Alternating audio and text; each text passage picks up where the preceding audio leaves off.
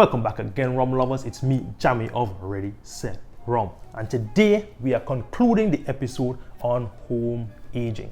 Right, so these are the ingredients for the aging. This is where it has been sitting for the last 66 days. Before we get into that, guys, don't forget to click the like for the algorithm. We've getting hundreds of views, but only a few likes, and that really does not help promote the channel. So for the algorithm and to promote the channel, just click like if you enjoy watching it. Also, if you want to help out on purchasing drinks, you could also drop a few bucks down the link below. I do now have a link to PayPal and also to Cash App, and maybe a couple more. I'll add them as I get them up and running, right? So last episode, we had 600 milliliters of Angostura white oak, a really pure light spirit. Then we had 400 of the Hamden's Rum Fire, and then we had 400 of Wray Nephew overproof, right? So we had in total about 1,400 milliliters of rum in this barrel. It was just above here. Honestly, by the time I was ready, it's just above the half mark. I poured off maybe about 8 ounces so far, gave it to a couple friends. So I sipped 2, gave away the other 6, right? But we really had a good bit of aging, right? You can really switch it around. Really and truly, I could probably pop this cork. Yeah, it's not even at the half mark, right? So at least half of it has gone really. Just aging in my house. My house is anywhere between 73 to 78 degrees throughout the last 2 months. You know, we're from the Caribbean, so we keep the house kind of hot, right? And I've tasted it a couple times and I really do enjoy it, and therefore it is time to pour into a bottle. I think I might put it into one of my fancy plain decanters or something like that, but for today, let's just empty it into this bottle right here.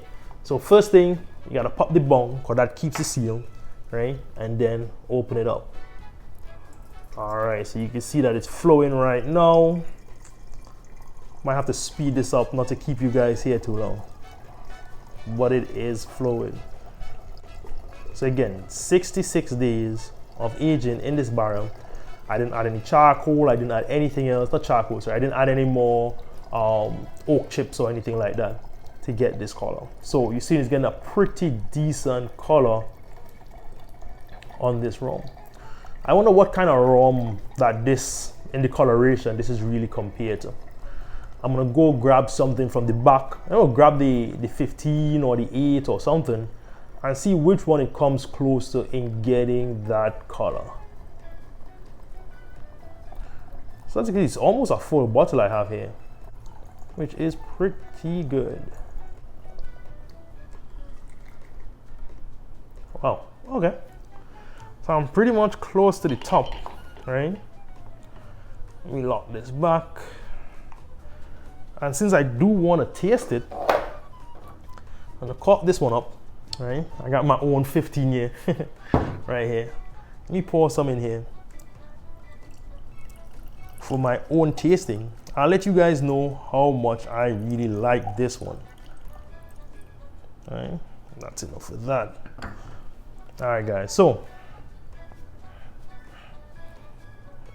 there's a lot of little particles in there, probably a little fats in there. So it might need like a little filter, a strainer, to get that cleaned up. But you can see the coloration on it. It's pretty good. Close to, gotta find a rum there that it is closer to. It looks kind of like, 1 second. Okay, guys, so I'm back. So it honestly looks like this 7-year rum from Trinidad on the color. You know, this could do a little filtering, but the color to me seems a bit comparable. You know, you guys tell me what you think down in the comments below. If the Scarlet Ibis from Trinidad 7-year minimum is what it is in the coloration. And this Scarlet Ibis is 49%. And honestly, so on my rough calculation, with 800 milliliters of 53%, 63% rum, and 600 milliliters of 40% rum, that should work out to be about 53% by volume, right? So that is pretty decent amount of alcohol that you get in here. Not too strong, but not too weak either. Really looking forward to this one. So let's get into the tasting notes. On the nose, a little oaky, a little burn, a little bit of that rum fire really shining through. As you know, rum fire is really the strongest on the nose, the strongest on the taste, and that's really like, it's the strongest note, but it's not overpowering. It's really brought down and really balanced off by the Wray Nephew and the Angostura white oak. Yeah, I'm getting some of those banana-y notes of the Wray Nephew. I'm actually getting some of that that woodiness, that subtle oak flavor in the background. It almost smells like molasses, or like there's a malted drink that's really popular in Latin America. It kind of gives me that kind of smell on the background notes. Type of toffee, woody on the nose. Honestly, I'm really proud of myself. I'm just happy with myself at creating this blend. It's really good so far. All right, so let's look at the legs, see if there's any legs there. You know, these were just young rums. I'm seeing a lot of wood chips on the walls. I'm not really seeing much legs. Yeah, there's something coming. All right, I see a leg coming down there. So as you know, it's only a couple weeks in there, nothing much. So not really legs you'd expect, you know, you really expect much of that, but I am seeing a lot of wood chips. So it is what it is, you know, aging at home. Let's get into the tasting.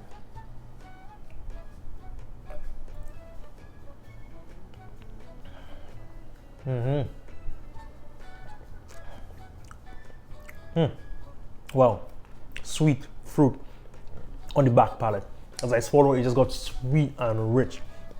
On the front, I was really just getting a little bit of that Hamden. It's really a mellow down. It really tastes like a Hamden. It tastes now, with those three rums, the Rum Fire being so prominent, it just got brought down enough that it just tastes more like an aged Hamden rum. It honestly, I don't want to oversell it, right? I don't want to oversell it, but it does give me a little Great House flair. So I definitely would have to compare it to the Great House 2020 to let you know if that's what I just created in my house. But I'm really getting some really nice flavors, getting some fruitiness, getting some lightness, getting that nice estery flair of the Hamden Rum Company.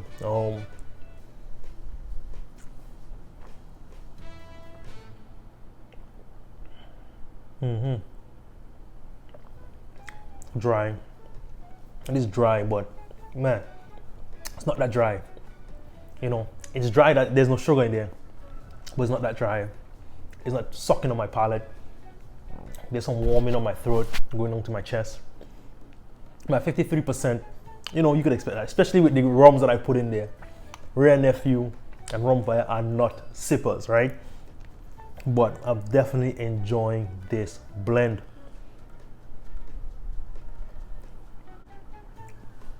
Getting a little bit of bittery notes.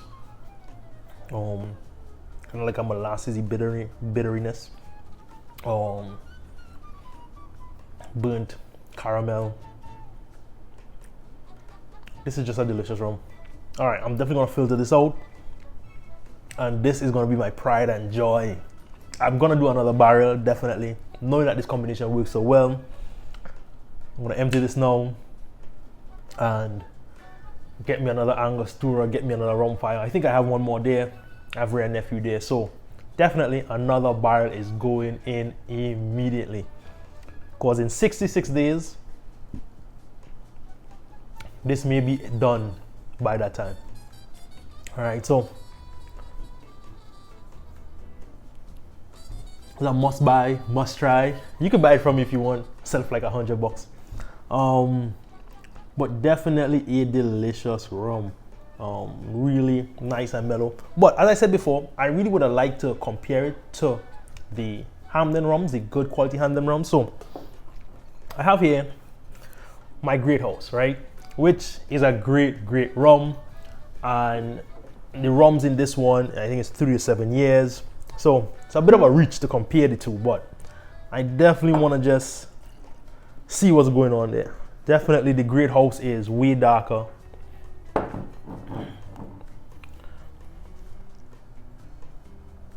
Way more rich. All right, I'm overselling it. I was really overselling this one, but all right. The Hamden just on the nose alone, shut it out the room.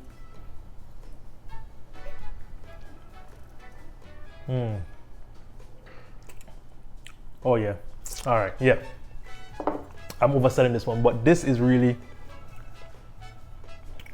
It's still really good. It's still a bit more dry, a bit more harsh wood, and not subtle, smoother wood. As you know, this one, even though 7 years, it didn't have a lot of wood flavor on it.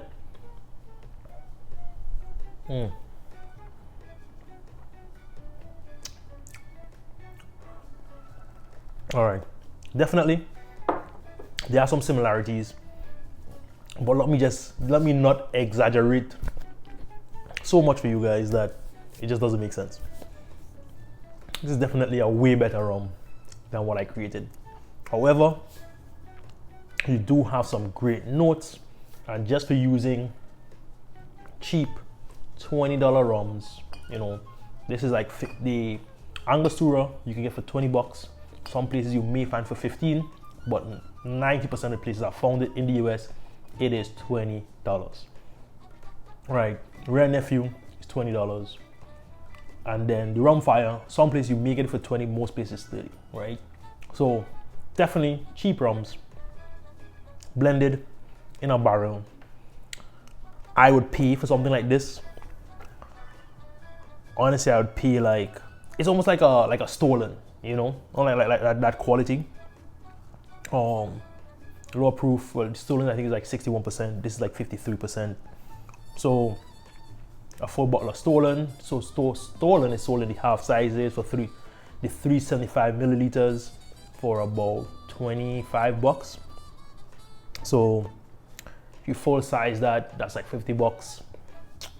But honestly, I would say a rum like this quality rum here is in the 30s, 30 to $40. You know, honestly, I would pay $40 for it. It is that good. If you like the Jamaican funkiness, like the Hamden funkiness, you know, but you know, Rum Fire is a lot. This really brings it down to a nice balance where Rum Fire is still in the forefront. Rum Fire is still there in your face, but it is mellowed down closer to what you get at Great House. Even a Hamden 8 or a Hamden Overproof, something like that. You still get that Hamden flavors, but they're not as pungent, right? So that's the review, guys. My home blended rum, it's really close to the color of a Scarlet Ibis, as you can see here. It really has a flavor profile, kind of a Great House, but more mild, not as strong on the Hamden flavors, which could be a good thing. You know, Hamden has a lot of flavor. The Great House is great balance, but it's definitely nothing. It's really a brought down, mellowed down version of the Rum Fire, and it does give you some woody flavors. It gives you a lot. I really enjoyed. So that's my review for today, guys. Go out there and age your own rum. Hit me up in the bio down below on all the things that I did, any questions that you have, and again, like the video, please, guys. It really helps the algorithm. If you like the video, it helps grow the channel, grow the page. It's really important. Also, if you want to help me buy more drinks, as you know, myself and my friend Emmanuel, we go all about the place trying to find rums. I've just ordered some rums recently. I won't tell you where it's from, I won't tell you what it is, but that thing cost me a lot. It cost me a lot in buying the rum, it cost me a lot in shipping the rum. It's a whole logistical endeavor just to get the rum back here to the US.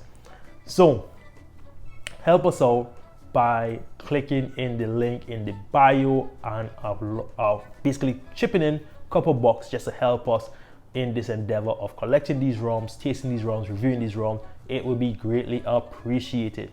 All right, guys, till next time. Ready, Set Rum, taking you around the world, one barrel of home-aged rum at a time. Cheers.